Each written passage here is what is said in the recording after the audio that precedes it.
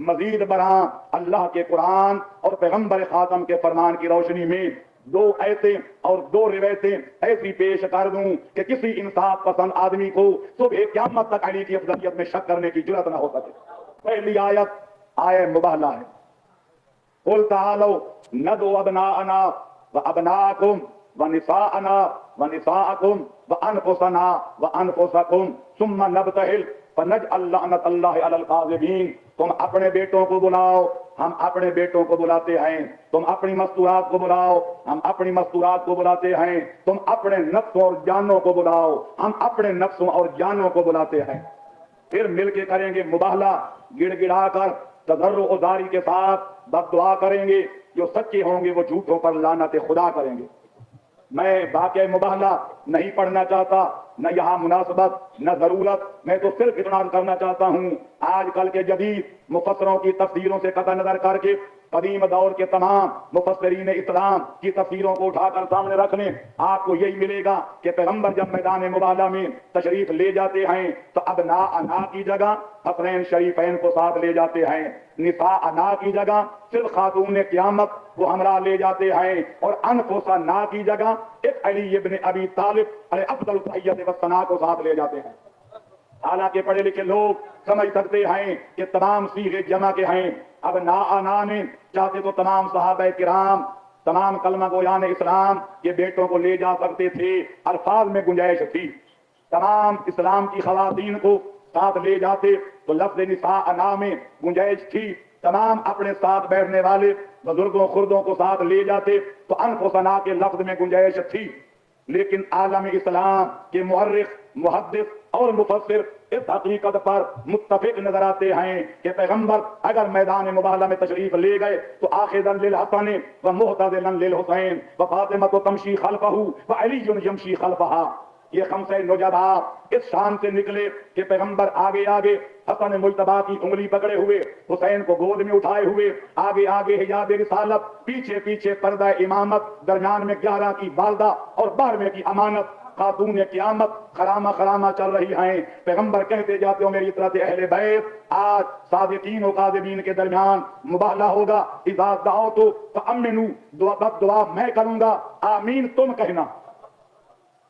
پھر بعد میں جو کچھ ہوا آپ جانتے ہیں کہ ادھر عیسائیوں نے جزیہ دینا قبول کر لیا، پر محمد و آل محمد کے مقابلے میں آ کے مباہلہ کرنے کی جرأت و جسارت نہ کی۔ اب میں صرف اتنا کرنا چاہتا ہوں کہ جب اتفاق اہل علم و اتفاق اہل تفسیر و حدیث و تاریخ پیغمبر انفسنا کی جگہ حیدر قرار کو لے جاتے ہیں تو کیا اس سے یہ پتہ نہیں چلتا کہ حیدر قرار بنص قرآن نفس نبی ہیں؟ اب ظاہری لفظوں کا تقاضا تو یہ ہے کہ علی و نبی یک جان اور دو قالب ہیں، دونوں کا نفس ایک ہے، دونوں کی حقیقت ایک ہے، دونوں کی اصلیت ایک ہے، پر دو چیزیں مانے ہیں، ایک یہ کہ عقلاً دو چیزوں کا اتحاد اس طرح مانا جائے کہ دویت ختم ہو جائے اور ایک بن جائے، یہ عقلاً محال ہے، اور دوسرا یہ کہ اگر بالکل ہر لحاظ سے ایک مانا جائے تو پھر علی کو نبی بھی ماننا پڑے گا، رسول بھی ماننا پڑے گا، لیکن آیا خاتم النبیین اور عقیدہ جمہور مسلمین اس عقیدے سے مانے ہے کیونکہ پیغمبر خاتم پر نبوت بھی ختم ہو گئی اور رسالت بھی ختم ہو گئی، ان کے بعد اب صبح قیامت تک کوئی نہ نبی ہو سکتا ہے نہ کوئی رسول ہو سکتا ہے، تو ان دو مجبوریوں کے تحت ماننا پڑے گا کہ علی کے نفس نبی ہونے کا مطلب یہ جسمانی طور پہ ایک ہونا نہیں بلکہ فضائل اور کمالات میں اتحاد اور یگانگت مقصود ہے۔ اور دوسری آیت کو سامنے رکھ کر کہ ما کان محمد ابا احد من رجالکم ولکن رسول اللہ وخاتم النبیین، ماننا پڑے گا کہ علی کو وہ فضائل حاصل ہیں جو نبی کو ہیں، علی کے وہ مناقب ہیں جو نبی کے ہیں، علی کا وہ مقام ہے جو نبی کا ہے بجز مرتبہ نبوت اور اس کے خصائص کے، جیسا کہ دوسری حدیث میں پیغمبر نے فرما دیا کہ یا علی انت منی بمنزلۃ ہارون من موسیٰ الا انہ لا نبی بعدی، کہ یا علی آپ کو مجھ سے وہی نسبت ہے جو ہارون کو موسیٰ سے تھی، فرق اتنا ہے کہ میرے بعد کوئی نبی نہیں ہے۔ یعنی اگر نبوت کے دروازے پہ تالا نہ لگ چکا ہوتا، اگر باب رسالت ہمیشہ ہمیشہ کے لیے بند نہ ہو چکا ہوتا تو تم یقیناً میرے بعد نبی بھی ہوتے، رسول بھی ہوتے، لیکن چونکہ میں خاتم الانبیاء والمرسلین ہوں، ایک مرتبہ نبوت کو چھوڑ کر باقی ہر مرتبے میں، ہر صفات کمال میں آپ میرے ساتھ برابر کے شریک ہیں۔ تو میں اہل عالم سے پوچھتا ہوں، اہل عقل و دانش سے سوال کرتا ہوں کہ مرتبہ نبوت کو بھی الگ کر دو، خصائص رسالت کو بھی علیحدہ کر دو، تو دوسرے فضائل کے نقطۂ نظر سے کیا پیغمبر اپنی ساری امت سے افضل ہیں یا نہیں؟ امت کے لفظ بھی میں بنا پر تنزل کے کہہ رہا ہوں، ورنہ میں یہ سوال کروں گا کہ پیغمبر خاتم پورے عالم امکان کے تمام جنوں انس اور ملک مقرب سے افضل و اعلیٰ ہیں یا نہیں؟ کون مسلمان ہے جو پیغمبر خاتم کو عالمین سے افضل نہ مانتا ہو؟ تو یا پیغمبر صرف اپنی امت سے نہیں بلکہ عالمین سے افضل ہیں، تو جس کو خالق نفس نبی کہہ رہا ہے وہ یقیناً اس فضیلت میں بھی شریک نبی نظر آئے گا۔ تو جس طرح نبی صرف امت سے نہیں بلکہ عالمین سے افضل ہیں، تو جو نفس محمد ہوگا وہ صرف امت محمد سے نہیں بلکہ نبی کے بعد پورے عالمین سے افضل نظر آئے گا۔ یہی وجہ ہے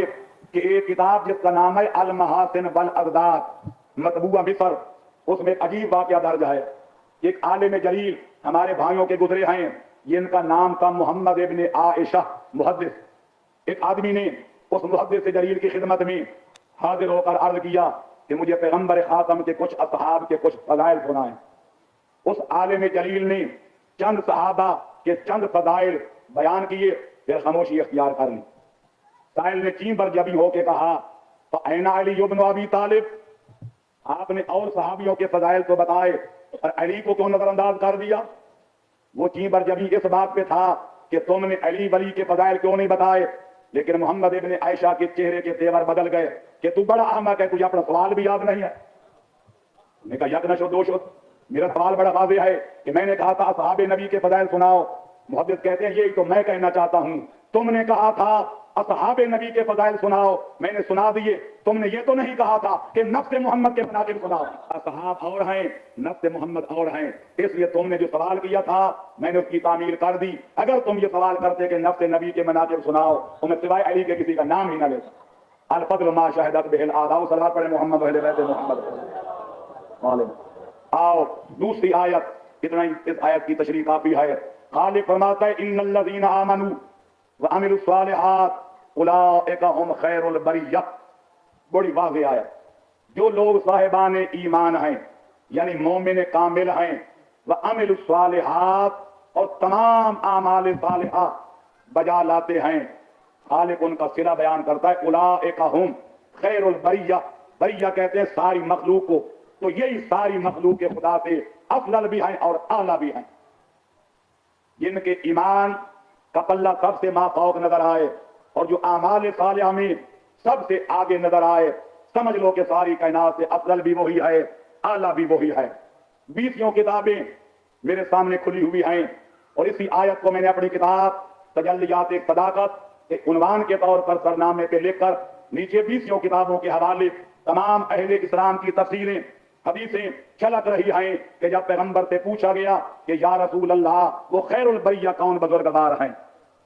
علامہ جلال الدین سیوطی نے در منصور میں مختلف اسناد کے ساتھ یہ روایت درج کی ہے کہ جب لوگوں نے سوال کیا تو پیغمبر نے حیدر قرار کی طرف اشارہ کر کے فرمایا ان ھذا وشیعتہ هم خیر البریہ وان ھذا وشیعتہ هم الفائزون یوم القیامہ، کہ دنیا والو، سوال کرنے والو، اگر یہ معلوم کرنا چاہتے ہو کہ خیر البریہ کون ہیں تو یہ میرے بھائی علی ہیں کہ ان کے حقیقی حوبدار ہیں، کوئی اغیار نہیں ہے، اور اگر کوئی جنت میں جانے والے ہیں تو وہ بھی یہ حیدر قرار ہیں یا ان کے سچے پیروکار ہیں، کوئی اور نہیں ہیں۔ چنانچہ متعدد روایتوں کے اندر موجود ہے کہ پیغمبر کے دور میں حیدر قرار کا یہ لقب اس قدر مشہور ہو گیا تھا کہ جس بزم صحابہ میں، جس بزم مسلمین میں علی ولی کا ورود ہو جاتا تو لوگوں کی زبانیں کھل جاتی کہ لوگوں خاموش ہو جاؤ، قد اقبل خیر البریہ، قد اقبل خیر البریہ، وہ ہستی آ رہی ہے جو ساری کائنات سے افضل ہے۔ آپ حیران ہوں گے، پڑھے لکھے لوگوں نے پڑھا ہوگا، اہل علم کے سننے والوں نے سنا ہوگا، جنہوں نے آج تک نہیں پڑھا یا نہیں سنا وہ سن لیں کہ علی کا خیر البریہ ہونا، علی کا یہ وہ لقب ہے کہ جس کا امیر شام بھی اپنی عداوت اور دشمنی کے باوجود انکار کرنے کی جرات نہیں کر سکا۔ تاریخ اسلام خلیفہ ہاشم کے اندر یہ واقعہ پڑھا جائے کہ ایک بار بزم میں یزید کا بابا عمرو بن عاص اور خود یزید تینوں بیٹھے تھے کہ کسی آدمی نے آ کر ایک تحفہ پیش کیا، بے تکلفانہ بازم تھی، بحث ہونے لگی کہ تحفہ وصول کون کرے، اس کا زیادہ حقدار کون ہے، تو طے یہ ہوا کہ تینوں شیر کہتے ہیں جس کا شیر سب سے بڑھ جائے گا تحفہ وہی وصول کرے گا۔ کس موضوع پر تب آزمائی کی جائے, کس زمین سخن میں شعر و شاعری کا جوہر دکھایا جائے, سب نے طے کیا کہ علی ابن ابی طالب کو موضوع سخن ٹھہرایا جائے. معلوم ہوتا ہے کہ دشمن بھی کیوں نہ ہوں, لیکن اگر تخیلات کی جولانیاں دکھانا چاہیں تو پوری کائنات میں علی جیسا ممدوح کوئی ملتا ہی نہیں ہے. یا علی. چنانچہ جب یہ طے ہو گیا تو سب نے پہلے یزید کے بابی سے کہا کہ آپ علی کے بارے میں اپنا اندیہ بیان کریں. وہ کہتے ہیں خیر البریت بعد احمد حیدر الناس ارض والوطی سماء. کہتے ہیں لوگوں سچی بات پوچھتے ہو تو حکومت کے لیے, سلطنت کے لیے لڑنا الگ بات ہے, اور لوگوں کے سامنے کھل کے بات حقیقت کا اقرار نہ کرنا اور بات ہے. اور اگر خدا لگی بات پوچھتے ہو تو پیغمبر کے بعد اگر پوری کائنات سے کوئی افضل ہے تو علی ہے, کوئی اور نہیں. باقی لوگ اتنے پست ہیں جیسے زمین, اور علی اتنے بلند ہیں جیسے آسمان. اب یزید کی نوبت آئی. وہ کہتا ہے بملیحۃ شہدت لہا ذراؤہا والحسن ما شہدت بہ الذراء. کہتا ہے ایسی حسیناؤں کی کوئی کمی نہیں ہے کہ جن کے چاہنے والے ان کے حسن و جمال کے گن گاتے ہیں, پر حسن اس چیز کا نام ہے کہ 100 دن بھی مدح و ثنا کرنے پر مجبور ہو جائے. اور اس شعر کے اندر جو تلمیح ہے یا جو تیر و نشتر چھپا ہوا ہے وہ ارباب عقل و فکر پر پوشیدہ نہیں ہے کہ وہ اپنے بابی کو علی کی سوکن تصور کر رہے ہیں, کیونکہ دونوں کا جھگڑا مسئلہ خلافت پر چل رہا تھا. تو کہتے جس کی سوکن بھی تعریف کرنے پر مجبور ہو جائے اس کے حسن و جمال کا کیا کہنا. اب تک عمرو بن عاص چپ تھا, آخر میں بولا پر سب سے بوئے سبقت لے گیا. کہتے ہیں بفضیلۃ شہد العدو بفضلها والفضل ما شہدت بہ الاعداء. کہتے ہیں یہ ہوتی آئی ہے کہ دوست دوستوں کے گن گایا کرتے ہیں, دوست دوستوں کی فضیلتیں بیان کیا کرتے ہیں. یہ کوئی انوکھی بات نہیں, یہ کوئی اچنبے کی بات نہیں. فضیلت اس کا نام ہے کہ فضیلت ہو علی کی اور معاویہ و یزید بھی اعتراف کرنے پر مجبور ہو جائے. تو یہ شعر ضرب المثل بن گیا کہ والفضل ما شہدت بہ الاعداء. فضیلت اس کا نام ہے کہ دشمن بھی اقرار و اعتراف کرنے پر مجبور ہو جائیں. چنانچہ وہ تحفہ عمرو بن عاص نے وصول کیا تو میرا شاہد کلام تو صرف پہلے بزرگ کا کلام پیش کرنا تھا. وہ بھی اپنی بزم میں بیٹھ کے اقرار کر رہے ہیں کہ خیر البریت بعد احمد حیدر الناس ارض والوطی سماء. اور اگر ان حقائق کے باوجود اگر پھر بھی کسی کو شک ہو کہ ایسوں کے دو صفتیں ہیں جو ایمان میں سب سے بڑھ کر ہیں, جو نیک عمل بجا لانے میں سب سے فوقیت رکھتے ہیں, وہی خیر البریہ ہیں, تو میں پھر عرض کرتا ہوں انصاف شرط ہے. بے شک آج سے لے کر صبح قیامت تک کتابیں پڑھتے رہو, لیکن آفتاب قیامت مغرب کی جانب سے ابھر آئے گا, لیکن پورے عالم امکان میں نہ علی جیسا کوئی مومن کامل اور کل ایمان نظر آئے گا, اور نہ علی جیسا کوئی صالح المومنین نظر آئے گا. جہاں تک ایمان کا تعلق ہے, میری عادت ہے کہ میں ایک جملہ بھی کبھی بغیر دلیل کے تشنہ تکمیل نہیں چھوڑا کرتا. تو جہاں تک ایمان کا تعلق ہے صرف ایک بات اس کے بارے میں عرض کروں گا, اور جہاں تک نیک کام کا تعلق ہے اس کے بارے میں بھی ایک بات عرض کر کے آگے بڑھوں گا کہ جہاں تک ایمان کا تعلق ہے تو کتاب الریاض النظرہ علامہ محب الدین طبری کی مطبوع مصر میرے پیش نگاہ ہے. اس میں حضرت عمر کی زبانی یہ حدیث منقول ہے. وہ کہتے ہیں سمیت النبی یقول لئن السماوات السبع والارضین السبع وضعتا فی کفۃ ووضع ایمان علی ابن ابی طالب فی کفۃ اخرى لرجح ایمان علی ابن ابی طالب. اگر 7 زمینیں اور 7 آسمان یعنی 14 طبق اکٹھے کر کے ترازو کے ایک پلڑے پہ رکھ دیے جائیں اور دوسرے پلڑے میں پھر حیدر کرار کا ایمان اور ایقان رکھ دیا جائے, اگر میزان عدل پہ تولا گیا تو 14 طبق والا پلڑا اوپر اٹھتا ہوا نظر آئے گا اور علی کے ایمان کا پلڑا نیچے جھکتا ہوا نظر آئے گا. اور جہاں تک نیک عمل بجا لانے کا تعلق ہے, علی کی ذات وہ ذات ہے کہ جس کا لقب ہی خالق نے قرآن کے اندر صالح المؤمنین قرار دے دیا ہے. سارے مومنوں سے زیادہ صالح الاعمال. اور سنی شیعہ تفسیریں چھلک رہی ہیں کہ جب نبی سے پوچھا گیا تھا کہ وہ صالح المؤمنین کون بزرگوار ہیں تو پیغمبر نے کہا تھا وہ میرے بھائی حیدر کرار ہیں. اس لیے عزیز لکھنوی نے بالکل بجا کہا ہے, بلا مبالغہ صحیح کہا ہے, علی ہے نفس مصطفیٰ وہی سب اس میں عادتیں, سپہر تھر تھرا گیا دکھائیں وہ شجاعتیں اور زمین جگمگا اٹھی وہ دل سے تھیں عبادتیں, تنے ابو تراب سے چمک رہی تھیں آیتیں, تنے ابو تراب سے چمک رہی تھی آیتیں, رکوع میں قیام میں قعود میں قیام میں. تو لہذا ماننا پڑے گا کہ ان الذین آمنوا وعملوا الصالحات اولئک هم خیر البریہ. تو خالق نے دو ٹوک لفظوں میں فیصلہ کر دیا کہ علی ولی خیر البریہ ہیں، ساری مخلوق خدا سے بعد المصطفیٰ افضل بھی ہیں اور اعلیٰ بھی ہیں. تو فماذا بعد الحق الا الضلال، یہ چیز کو قرآن کھول کے بیان کر دے، اس کے انکار کرنے کو ضلالت اور گمراہی نہیں کہتے. اور گمراہی کسے کہتے ہیں؟ آؤ دبے ہاتھوں پیغمبر خاتم کی دو حدیثیں بھی پیش کر دوں تاکہ قرآن و سنت کی روشنی میں یہ مسئلہ علم نشرہ ہو جائے، روز روشن سے بھی زیادہ واضح ہو جائے، اور کسی جاہد و منکر کے لیے انکار و جہود کی باقی جگہ باقی نہ رہ جائے. پیغمبر فرماتے ہیں سنن بیہقی سے لے کر کنز الامال تک، کنز الامال سے لے کر فرائض الصمتین تک، فرائض الصمتین سے لے کر جناب المودہ تک، جناب المودہ سے لے کر مطالب اصول تک، مطالب اصول سے لے کر مودۃ القربا تک، یعنی 20 کتابیں چھلک رہی ہیں کہ پیغمبر نے فرمایا من ارادہ باختلاف الفاظ و عبارات، من ارادہ ان ينظر الى آدم فی علمہ والى نوح فی فہمہ والى ابراہیم فی خلتہ والى موسیٰ فی بطشہ والى عیسیٰ فی ورعہ والى یحییٰ بن زکریا فی زہدہ فلینظر الى علی بن ابی طالب. حدیث اتنی مشہور ہے کہ آپ عربی سمجھ کے سن کے بھی مطلب سمجھ گئے. فرماتے ہیں جو بندہ چاہتا ہے کہ اپنے دور میں بیٹھ کر آدم کے علم کا منظر دیکھے، وہ آدم کے لاکھوں فرشتے ایک طرف تھے، تنہا آدم دوسری طرف تھے. قرآن گواہ ہے کہ لاکھوں فرشتوں نے اپنی شکست کا اعتراف کر لیا تھا اور آدم کے علم کی برتری کا اقرار کر لیا تھا. جو چاہتا ہے کہ حضرت آدم کے علم کا منظر دیکھے، جو چاہتا ہے کہ نوح نبی اللہ کے زہد و تقویٰ کو دیکھے، جو چاہتا ہے کہ خلیل خدا کی خلت کا مشاہدہ کرے، جو چاہتا ہے کہ جناب موسیٰ بن عمران کے روب و داب و طاقت و قوت کا مظاہرہ دیکھے، جو چاہتا ہے کہ حضرت یحییٰ کا زہد دیکھے، جو چاہتا ہے کہ حضرت عیسیٰ بن مریم کی تقویٰ اور پرہیزگاری کے واقعات کو اپنی آنکھوں کے سامنے مجسم شکل میں دیکھے. بطور مثال پیغمبر نے چند نام گنوائے. اصل میں پیغمبر فرمانا یہ چاہتے ہیں کہ جو آدم سے لے کر عیسیٰ تک ایک کم 1,24,000 نبیوں کے بکھرے ہوئے کمالات اور سب کے متفرق معجزات و کرامات کو ایک ذات میں سمٹا ہوا دیکھنا چاہتا ہے تو وہ آئے اور میرے بھائی علی ولی کی زیارت کر لے. اگر تمام سابقہ نبیوں کے کمالات کا جامع نظر نہ آئے تو علی علی نہ سمجھنا. عربی زبان کا شاعر کہتا ہے وَلَيْسَ عَلَى اللَّهِ بِمُسْتَنْكَرٍ ان یجمع العالم فی واحد. قادر مطلق کی قدرت سے یہ امر بعید نہیں ہے کہ پورے عالم کو ایک ذات میں جمع کر دے.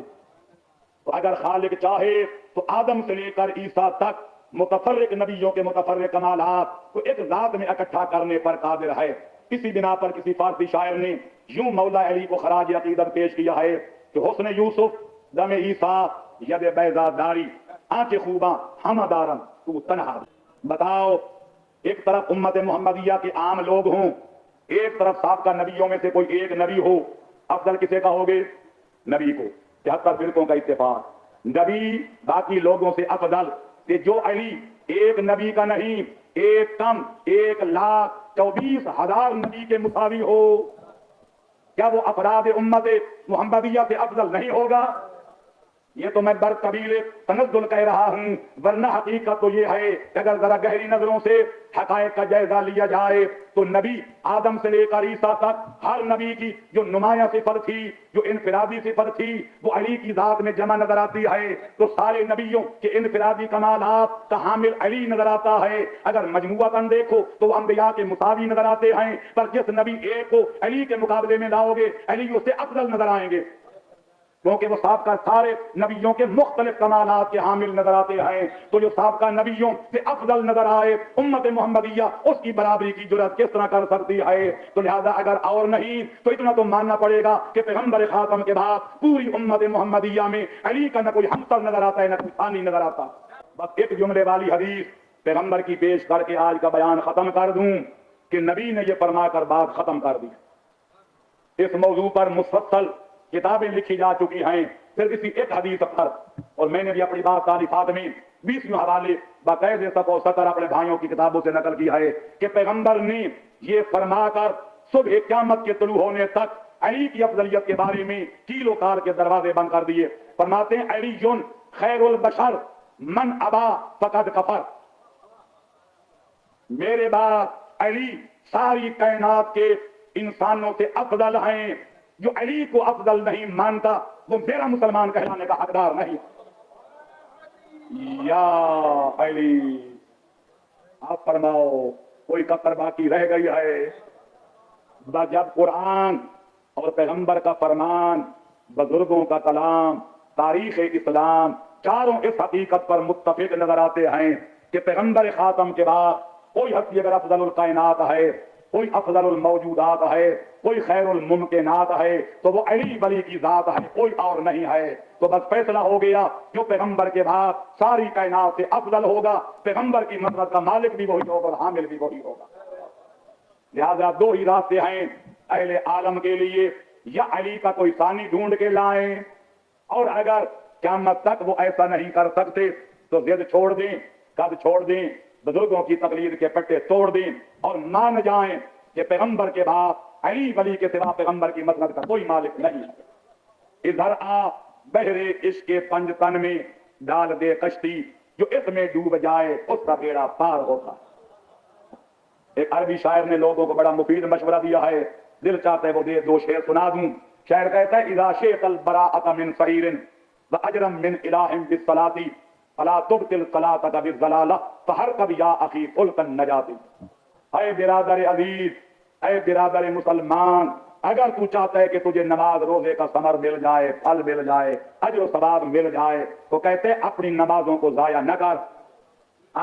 پہلی فرصت میں فلک النجات پہ، کشتی نجات پہ سوار ہونا. گویا اس میں تلبیہ ہے پیغمبر کی اس مشہور حدیث کی طرف کہ مثل اہل بیتی کمثل سفینۃ نوح من رکبھا نجا ومن تخلف عنها ظل فغارقا وہوا. کہ میرے اہل بیت کی مثال کشتی نوح جیسی ہے، جو اس پہ سوار ہو جائے گا اس کا بیڑا پار ہو جائے گا، جو اسے منہ موڑے گا، جو روگردانی کرے گا وہ دنیا میں گمراہ ہو جائے گا اور آخرت میں تباہ ہو جائے گا.